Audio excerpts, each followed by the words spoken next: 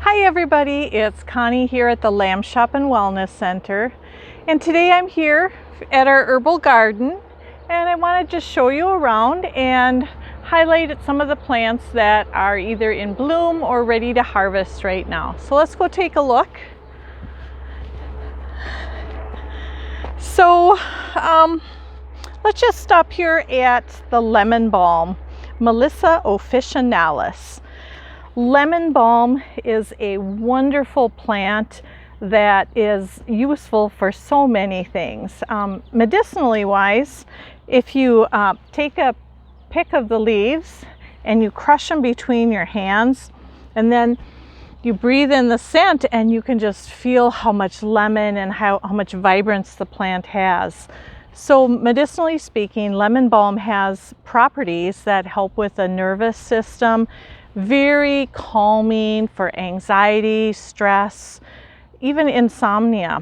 Lemon balm is also really incredible to use in culinary practices. You can use it for cooking. You can chop up the leaves, add it to salads, put it in cakes, muffins, baked goods. Just an all-around fabulous plant, one of my all-time favorites for anxiety. So let's move over here to our yarrow bed. And yarrow, the Latin name is Achillea millefolium. Yarrow is one of my all-time favorite plants for first aid. It is an incredible plant for bones, cuts to the bone, blood remedies. If you have bruises, cuts, it's very antibacterial smelling. If you take a leaf, which is very interesting looking and really unique, and you crush that, it almost smells like an antiseptic, and it has a lot of antibacterial, antimicrobial properties. Plus, the incredible thing is how it is just great at stopping blood and wounds and that kind of thing. Beautiful white and pastel colors. It's the flowers that you actually like to use primarily for medicinal purposes. And you can use really any of the pastels, the pinks, just not the bright like yellows and colors like that. Those are more ornamental and they don't carry the medicinal properties. This is a perfect time to be picking this right now. For making medicines, you can make oils and all kinds of stuff or dry it for later use. So let's move on to St. John's wort.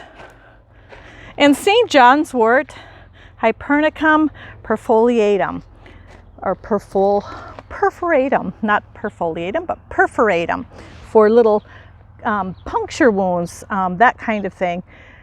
St. John's wort is beautiful. If you look at these blossoms close up, you can see how they just have this really unique look. And the blossoms are what you actually want to harvest. And so if I were harvesting it, I would just pick, I like the buds and the blossoms, and I would just pick off the top leaves, kind of like this with some buds and that type of thing on. And as you pick them, you'll notice it'll stain your hand just kind of a maroonish color. The more you pick, the more you'll have little marks on your hand like that. And this is an incredible wound remedy, great for making oils and salves for the skin. Very, very helpful in healing. It also has really great antiviral properties as well. So I just love St. John's wort for making all kinds of different herbal preparations. Now is the perfect time. I believe, what is it, the 24th of June today? 24th, which is St. John the Baptist day, in which he was officially beheaded, and they've named this plant after St. John the Baptist, and that is the day, the perfect day to harvest this plant. So it's a beautiful plant, so many wonderful uses, and you'll definitely identify this one easily from its unique appearance. So here in this next bed, our echinacea is just starting to come out. It's not a lot to see in that, but we'll come back to that another day when it's blooming a little bit more. So another plant that I wanted to show you today is the hyssop. And the hyssop is just starting to come into bloom. And I'll just pick off a little stem here. And you can see how pretty those flowers are. And this makes a wonderful dried plant for teas or respiratory issues. It's also really good for digestive health. So it's a very nice one, and it makes for plantings, it makes a nice little border because it kind of stays in its spot and it doesn't spread a lot. But it's a beautiful medicinal that you can also use. And what else do we have here? Let's go to the California poppy.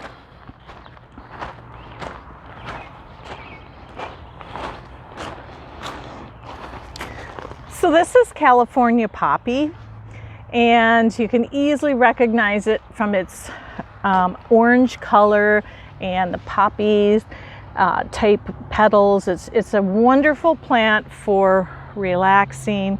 It's often used for people that have insomnia issues, and you just pick the blossoms and you make your different herbal preparations from that. It's a really fun plant. And right next door is the Calendula officinalis, and that's my first blossom of the year. And so once this plant starts getting more flowers, I'll be picking the blossoms for making different preparations too. And calendula is a well-known immune supporting herb, and it's great for making all kinds of skin products, and you can also dry the blossoms and use those in soups and stews in the winter. And we'll talk more about that in the future as well. And there's just one more. Well, let's take a look at borage. I see that one's starting to bloom as well. So borage is really a pretty flower, an amazing color of blue. And the leaves are kind of rough and hairy. Actually a little on the scratchy side, but not too bad. So these blossoms, these beautiful blue borage blossoms, are a wonderful edible. If you pick the blossoms, you can add them to salads, and they have a cucumber-like taste. And they're really fun. And the leaves are what you would want to harvest if you were making herbal preparation for, let's say, a respiratory issue. So this is a wonderful plant that I love to grow. It's an annual, and it reseeds itself.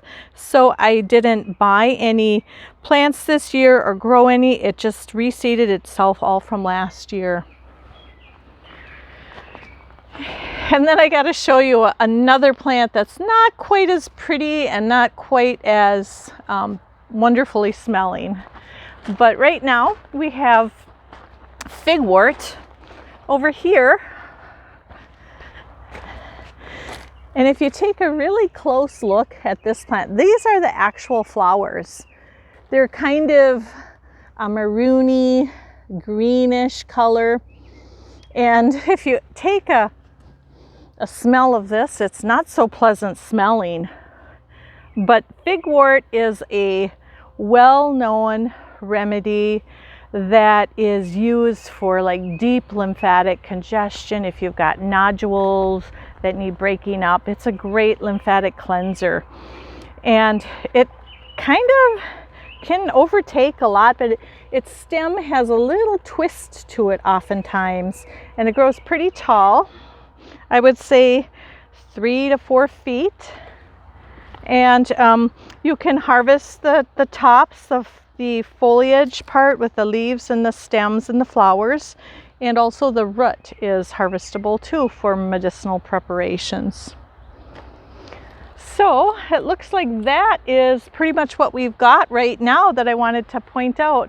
So thanks for coming along with me on my herbal garden tour, and we'll see you next time.